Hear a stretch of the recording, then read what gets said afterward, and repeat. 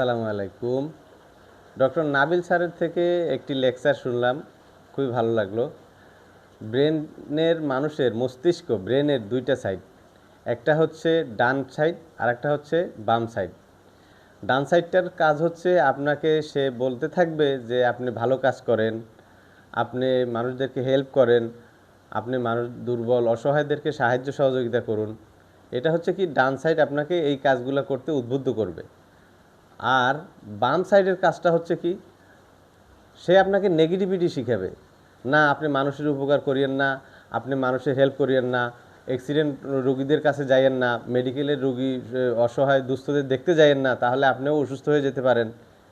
তবে সবচাইতে আমার কাছে যে জিনিসটা ইন্টারেস্টিং লেগেছে সেটা হচ্ছে ডান সাইডটা বাম সাইডটাকে নিয়ন্ত্রণ করে আর বাম সাইডটা ডান পাশটাকে নিয়ন্ত্রণ করে। সুতরাং একজন ছাত্র যদি ভালো স্টুডেন্ট হতে চায়, তার জন্য একটা করণীয় কাজ কি, সে এশারের নামাজের পরে ঘুমিয়ে যেতে হবে এবং ফজরের পরে উঠে যেতে হবে।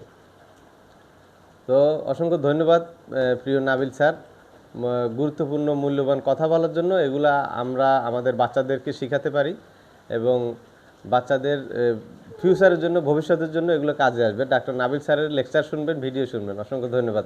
আসসালামু আলাইকুম।